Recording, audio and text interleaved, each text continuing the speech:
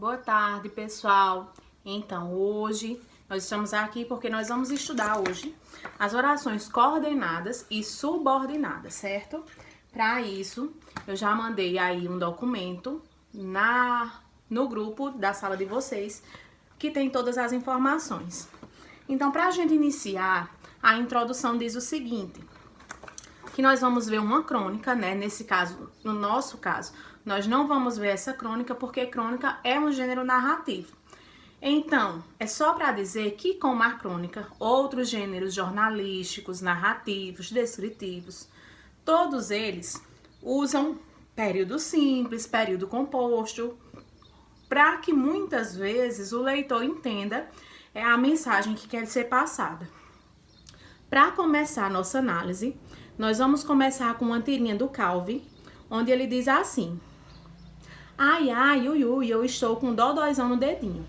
E a mãe diz: puxa, que chato. Calvin, no terceiro quadrinho, diz ainda: quando suas queixas são bonitinhas, você não conquista muita solidariedade. Então, na primeira questão, para a gente analisar, vamos debater somente oralmente.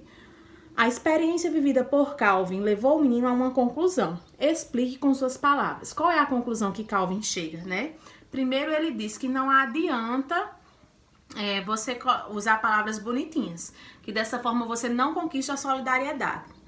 Na segunda questão, a conclusão de Calvin envolve uma operação de generalização ou de particularização.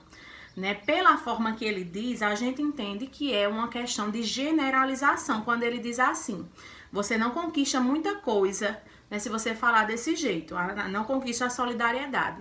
A gente sabe que toda regra tem sua exceção, e não foi o que ele usou aqui, né? Ele diz que todo mundo que agir dessa forma com carinho não vai conquistar a solidariedade. Então, ele usou aí uma forma de generalizar. Na terceira questão, Calvin havia tentado uma queixa bonitinha.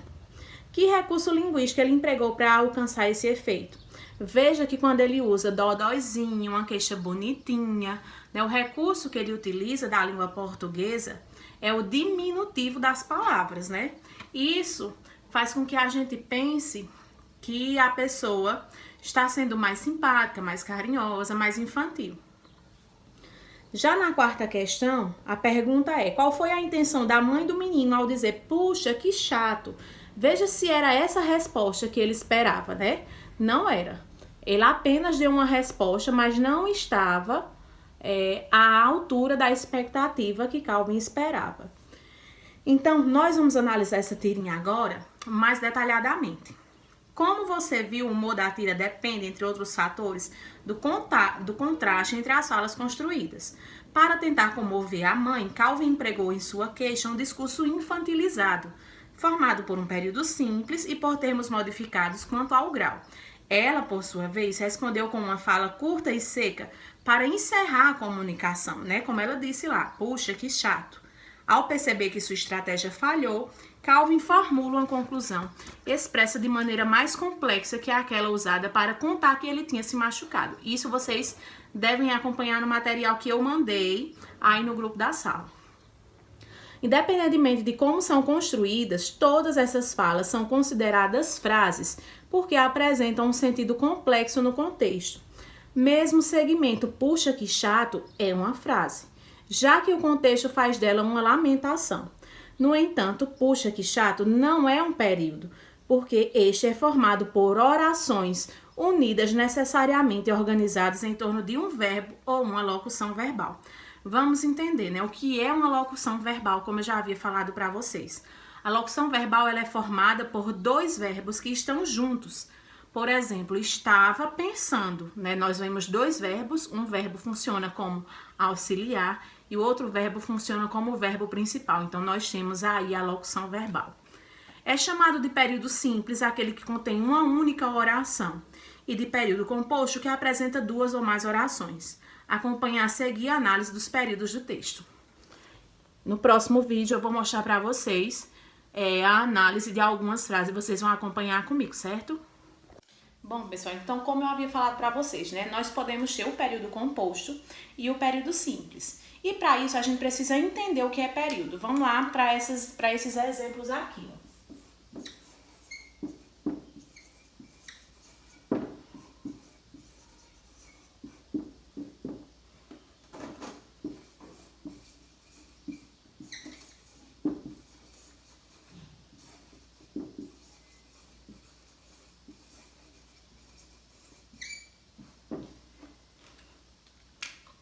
Então, se a gente vê essa construção aqui, silêncio, veja, se eu disser para alguém silêncio, essa pessoa vai entender a mensagem que eu estou passando?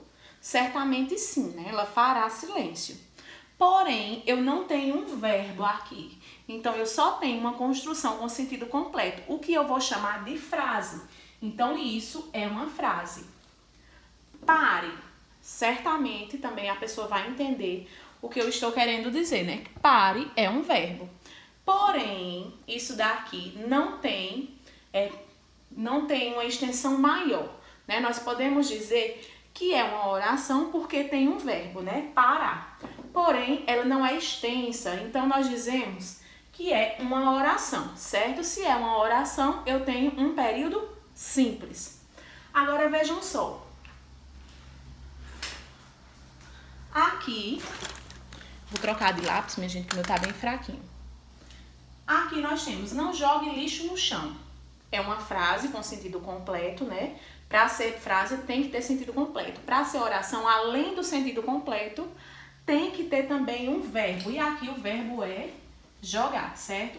Então, não jogue lixo no chão. Aqui eu continuo tendo uma oração, certo? Então, uma oração é um período simples, não é isso? Já aqui, ó, vamos ver essa outra construção.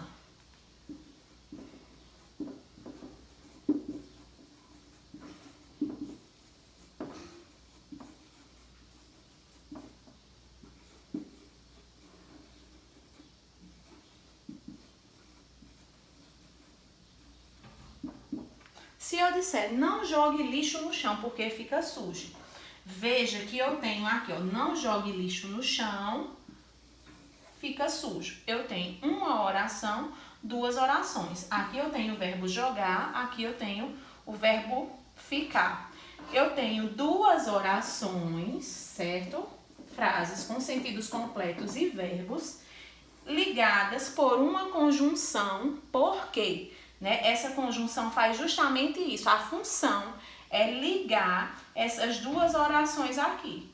Então, pode ser uma conjunção coordenada e pode ser uma conjunção subordinada. Vamos ver agora a diferença entre as orações subordinadas e coordenadas, certo?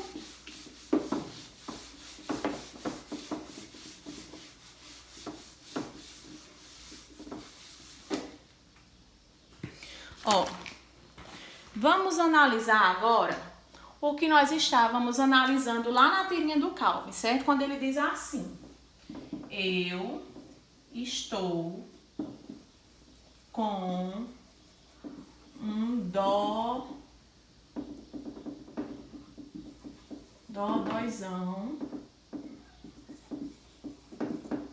no dedinho, né? Ele diz isso.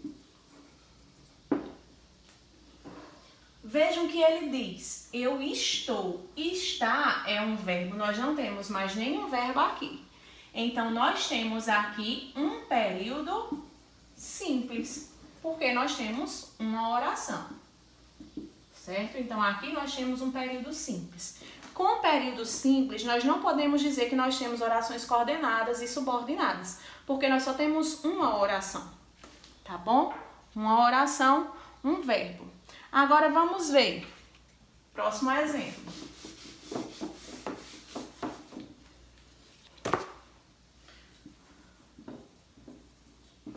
O que ele diz no último quadrinho é isso. Quando suas queixas soam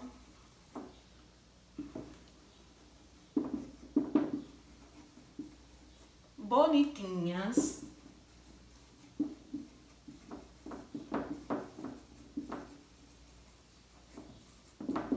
você não conquista muita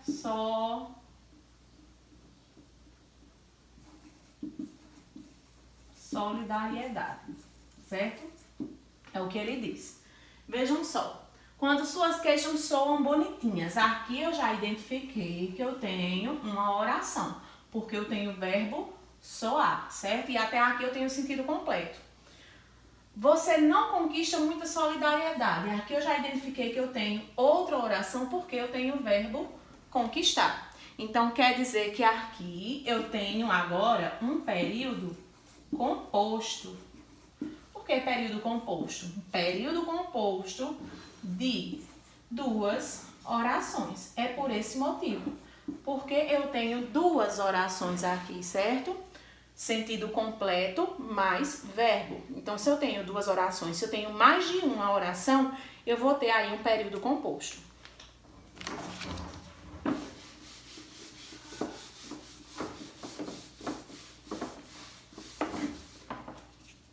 Passando adiante, no próximo exemplo, nós vamos ver o seguinte, que nós temos uma tirinha para analisar. E nós vamos ver agora a coordenação e a subordinação. A relação entre as orações de um período composto pode ocorrer por coordenação ou por subordinação. Isso quer dizer que quando eu tenho mais de uma oração, elas se ligam. E essa ligação é o que nós vamos chamar de coordenação ou subordinação.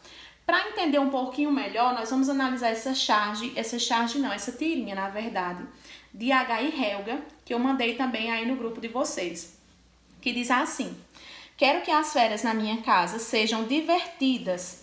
Se você for agradável, na casa da minha mãe sejam divertidas. Se você for agradável, ela também será. Isso é o que Helga diz. H diz assim: oi, sogrinha, você está ótima. E logo ela diz: limpe os pés, lave as mãos e não derrame nada no chão. Então, nós temos aí umas questões para responder, onde nós vamos analisar essa tirinha, certo? Na primeira questão, ela diz o seguinte: as tirinhas comunicam informações com poucos recursos. Claro, porque nós temos aí o que nós vamos chamar de texto multimodal, que é quando nós temos pelo menos a mistura de dois tipos de linguagem. E nesse caso, nós temos a linguagem verbal e a linguagem não verbal. Né? Linguagem verbal, que são as palavras, são as frases, e a linguagem não verbal, que são os elementos visuais, a imagem, tá certo? Então, que elementos confirmam que realmente nós estamos falando de férias? Se vocês prestarem atenção lá na fala de Helga, ela diz: quero que minhas férias sejam tranquilas. Então, a linguagem verbal confirma com a palavra férias no primeiro balão. Já a linguagem não verbal confirma da seguinte forma, porque todos os personagens levam consigo uma mala na mão. Então, dá a ideia de que são férias. Na segunda questão, diz assim: o uso de estereótipos é um dos principais responsáveis pelo humor nessa tirinha. Explique por quê. Estereótipo é aquilo que a gente padroniza, certo? Que a gente diz que tem na mente que é alguma coisa. Como, por exemplo, eu digo que a bola só serve para jogar futebol, porque já está batizado, eu já tenho na minha mente que a bola só serve para jogar futebol. Assim como eu sei que, como algumas piadas dizem, que a imagem de uma sogra é uma imagem ruim, é alguém que não é muito agradável, vamos dizer assim. E a imagem de férias é aquilo que a gente acha divertido, super engraçado, interessante, que a gente vai relaxar. Então vejam se isso combina. A imagem de férias combina com a imagem de sogra. Nós temos duas ideias totalmente opostas aí, que somente por ser opostas já causam humor ao texto. Na terceira questão nós temos: observe a expressão de Helga. O que ela quer comunicar com o verbo querer? Veja que ela diz: eu quero férias tranquilas. Então, essa mensagem do verbo querer significa ela dizer assim: H, se comporte, vê se não faz besteira, porque eu quero descansar. E ele entendeu essa mensagem, né? É tanto que na quarta questão, a pergunta é: H compreende o sentido implícito da comunicação de Helga? Podemos dizer que sim, né? Tanto que ele chega dizendo a sogra assim: oi, sogrinha, você está ótima. Então, ele captou a mensagem que Helga quis passar. No segundo período, Helga menciona uma condição e uma consequência. Olha só, no segundo período, lá no primeiro balão ainda, que ela diz assim: se você for agradável, veja que ela usa aí uma conjunção condicional, nós vamos estudar mais à frente, que é essa conjunção se. A consequência vai ser essa, de que a sogra também vai ser bonzinho com ele, né? Nós temos a condição e a consequência. Na sétima questão, A pergunta é o seguinte: a fala da sogra sugere alguns pressupostos acerca do comportamento de H do dia a dia. Quais são eles? Então, nós podemos dizer que provavelmente ele entra com os pés sujos dentro de casa, ele não costuma lavar as mãos e costuma derramar sempre alguma coisa do prato no chão, né? Pelo que ela diz, é o que a gente entende. E nós temos a análise agora dessa tirinha. A fala da mãe de Helga é composta por 3 orações. Olha só o que ela fala. Limpe os pés. Isso tá no segundo balão, viu, minha gente? Lave as mãos. E não derrame nada no chão.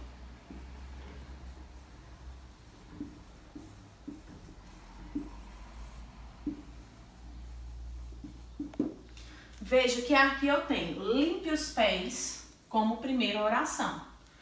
Sentido completo, e nós temos o verbo limpar. Lave as mãos, segunda oração. Veja que se eu disser isso separadamente, as pessoas irão me entender. Lave as mãos, eu tenho aqui o verbo lavar. Aqui nós temos uma terceira oração, ó, que termina aqui. Não derrame nada no chão. Veja que nós temos o verbo derramar aqui, certo? Então, frase com sentido completo, nós temos 3 verbos. Portanto, nós temos um período composto, né? Um período composto. E composto aí por 3 orações. Agora, vejam só que a relação da primeira frase com a segunda é uma relação que nós não temos aqui uma conjunção, nós temos um ponto, né? Uma pontuação que é a vírgula. Então, nós não temos aqui uma relação nem de coordenação, nem de subordinação. Nós temos apenas orações. Quando isso acontece, nós dizemos que isso daqui é um período composto assindético. São frases assindéticas, que não têm conjunção, tá certo? Agora, quando essa relação da segunda frase com a terceira acontece dessa forma, que eu tenho uma conjunção aqui, seja ela qualquer outra, né? Nós temos aí 5 classes de conjunções, nas conjunções coordenadas. E se qualquer conjunção tiver aqui, nós vamos ter aqui as orações coordenadas sindéticas, agora que podem ser alternativas, conclusivas, explicativas, aditivas e assim vai. São 5 tipos. E é isso que nós vamos estudar agora. Agora percebam a diferença dessas frases, que nós podemos dizer que elas não dependem uma da outra, tá certo? Vejam aqui que limpe os pés, uma oração. Lave as mãos, outra oração, que não depende dessa. Essa não depende dessa. Não derrame nada no chão, uma outra oração. Veja que elas são orações independentes uma das outras. Elas existem e fazem sentido sozinhas, sem precisar uma das outras. Quando isso acontece, nós dizemos que essas orações são coordenadas. Tá certo? Porque elas são independentes. Ok? Vamos passar. Vamos analisar agora um outro tipo de oração.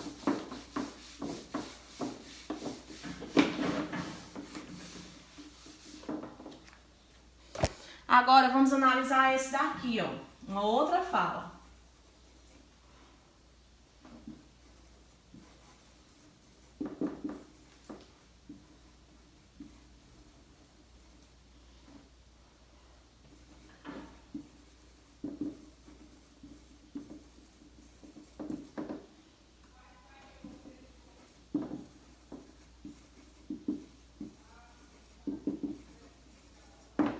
Quero que as férias na casa da minha mãe sejam divertidas. Então, nós temos aqui o verbo querer.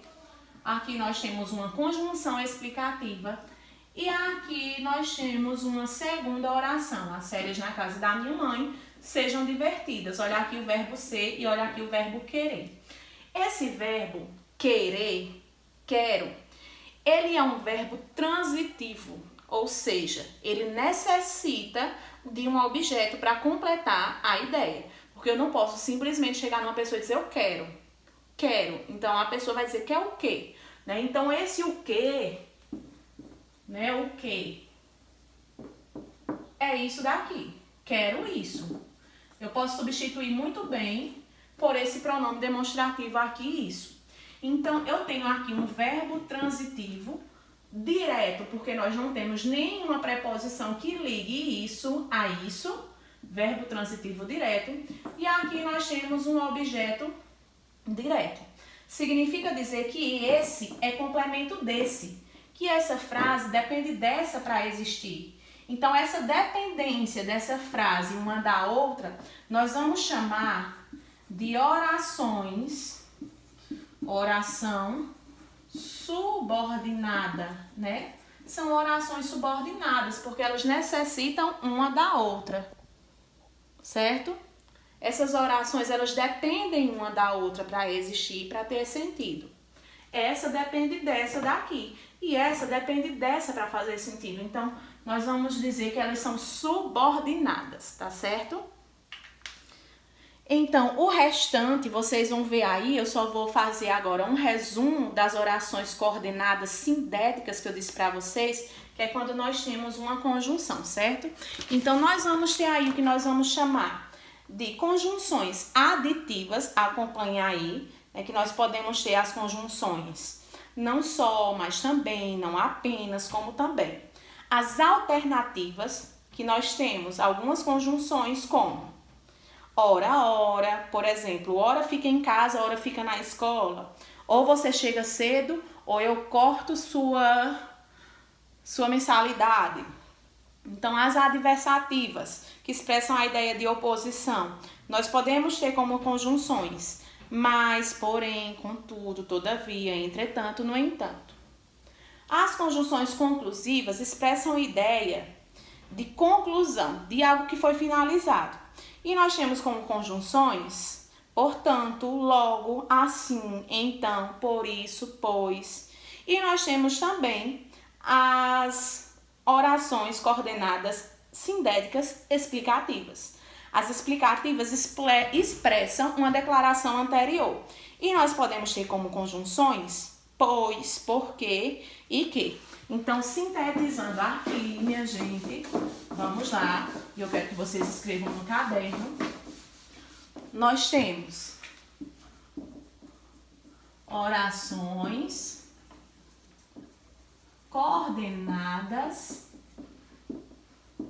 sindéticas aditivas, explicativas, alternativas, adversativas e conclusivas.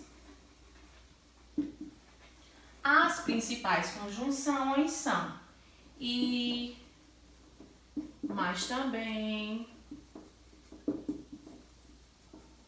como também, e assim por diante.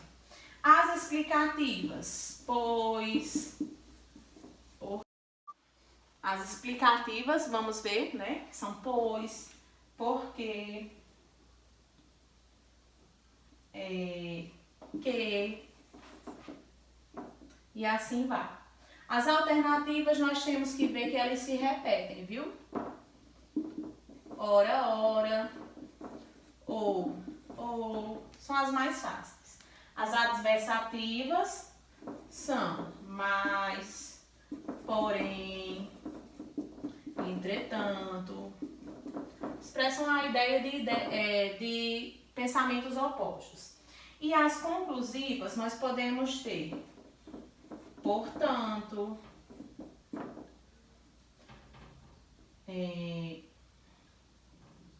logo, pois, então, e assim por diante, tá certo? Então, vocês vão continuar o estudo agora na página 248, 249, até a 252, tá certo? E aí a gente vai fazer a atividade junto. Um beijo e até a próxima aula. Vou acompanhar vocês, tá?